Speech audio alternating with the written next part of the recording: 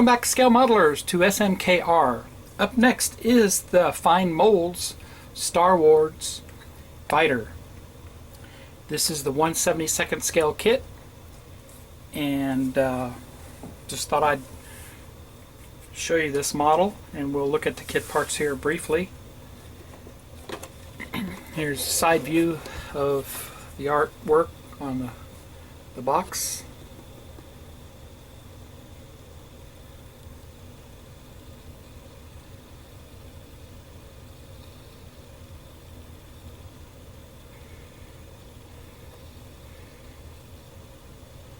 SW8 is the part number for the model.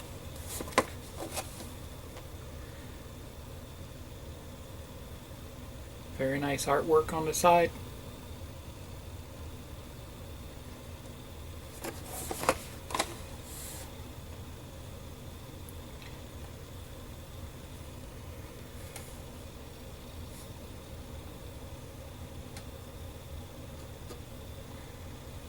Captures of the built model itself on the stand. Fine details.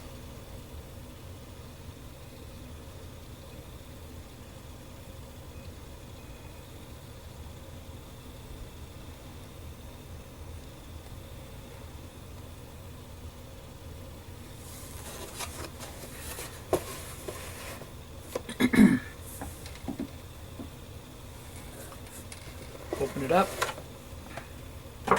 First thing we see, very large decal sheet here with the clear parts. Next we see one bag with 3 sprues inside of it. We'll look at those in a second. And another bag with the main body parts. 2 large sprues in there. Underneath it all is the kit decals. I'm sorry, the kit instruction sheet. And it just highlights some of the other kits that are available when Fine Molds was still producing these. X-Wing, the TIE Fighter, and of course the Millennium Falcon. I'm not going to take you step by step through the instructions, but they are a booklet style. And they're not too busy. Very easy to follow and comprehend. Looks like a fairly easy build. Next we have a color chart, painting and markings chart, which I think is very handy. We'll look at that in detail. Side view.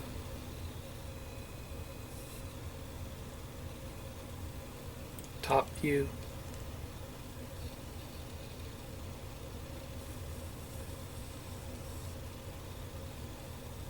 bottom view, and then a front view. Here's the color callouts.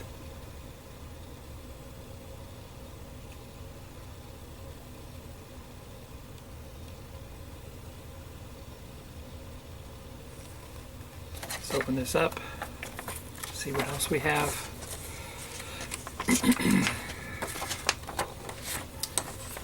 We have some progressive color callouts, so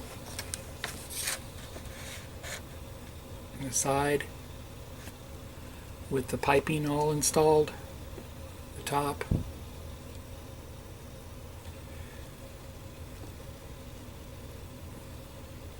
bottom,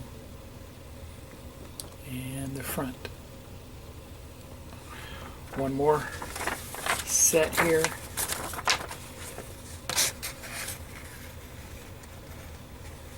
Step 3.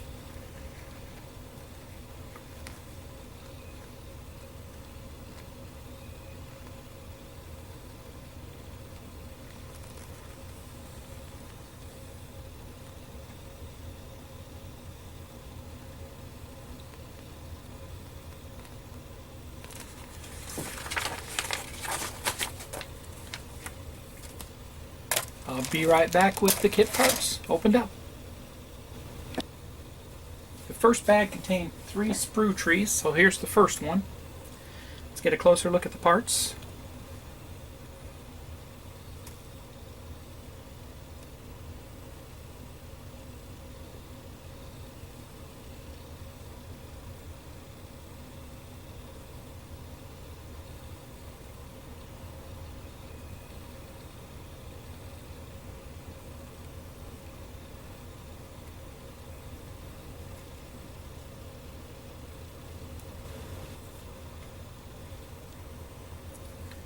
And of course, here's another sprue tree. It's exactly identical to the previous one I just showed you. Here's the base and one of the figures. Get a closer look. Of course, the base has Star Wars etched on the front of it. And let's look at the figure. For 1/172nd scale, it's pretty detailed. Turn it over.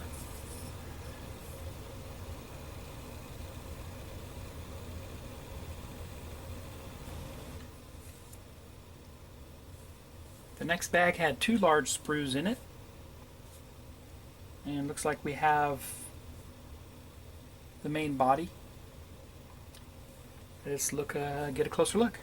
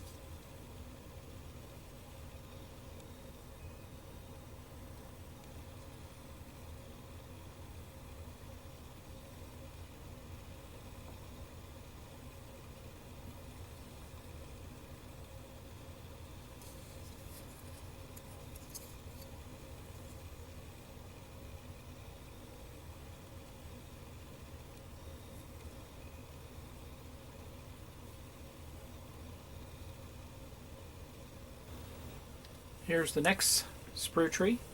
It looks like it gives us the front section and a lot of the piping that goes on this and the main canopy.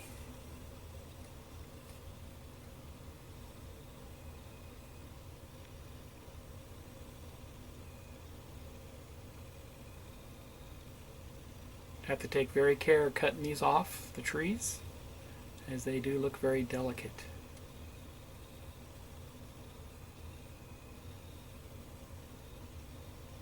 Looks like an R2-D2 unit. Lots of details here.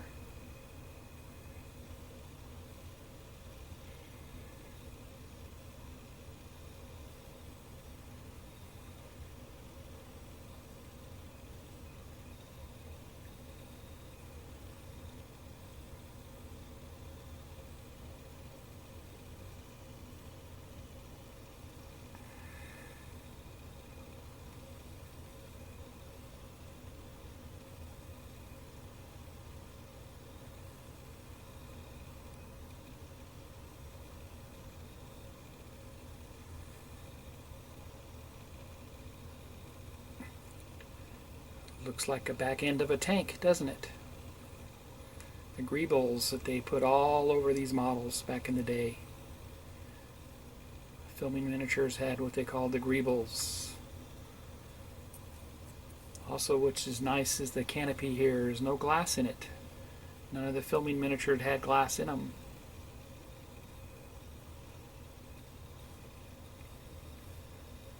More piping.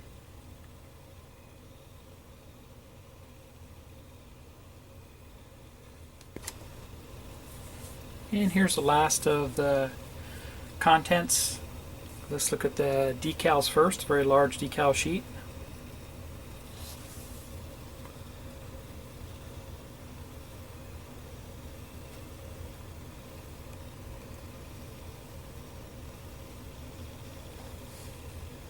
Mostly different color paneling and scrapes, chipped off paint. Very cool effects. The yellow striping on the front of the Y-wing.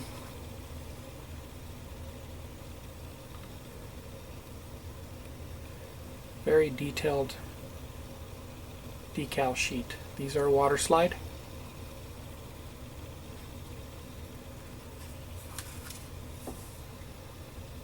And we also get a canopy and a few poly caps here, little rubber poly caps. Not sure what they are for.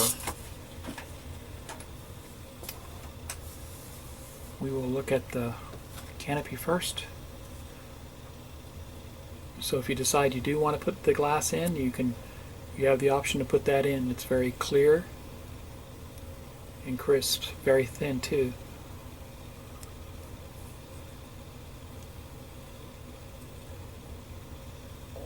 Very nice.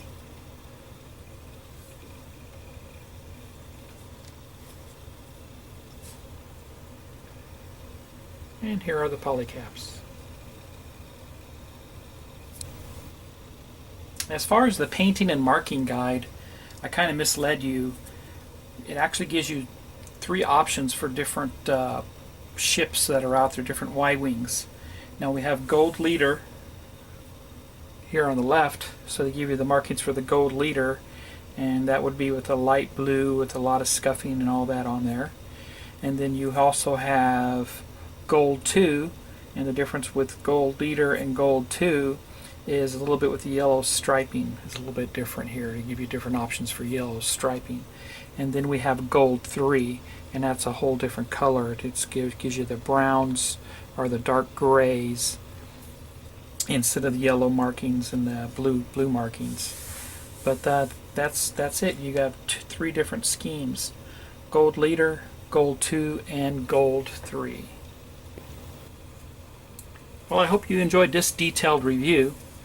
I looked through the kit instruction, and those rubber poly caps are used so you can install or you can detach or attach the landing gear, all 4 landing gear pegs. So this kit's pretty nice because it allows you to put the landing gear on or take it off, and then or put the doors on over, and that's what the rubber poly caps are for. So the gear legs will just simply snap back in and out. Now this is not a snap kit like the newest release that's out there by Bandai. This is a glue together model. It's one that requires painting and gluing. So it's a little more involved here with this kit. They aren't available anymore, but you can find them every now and again on eBay.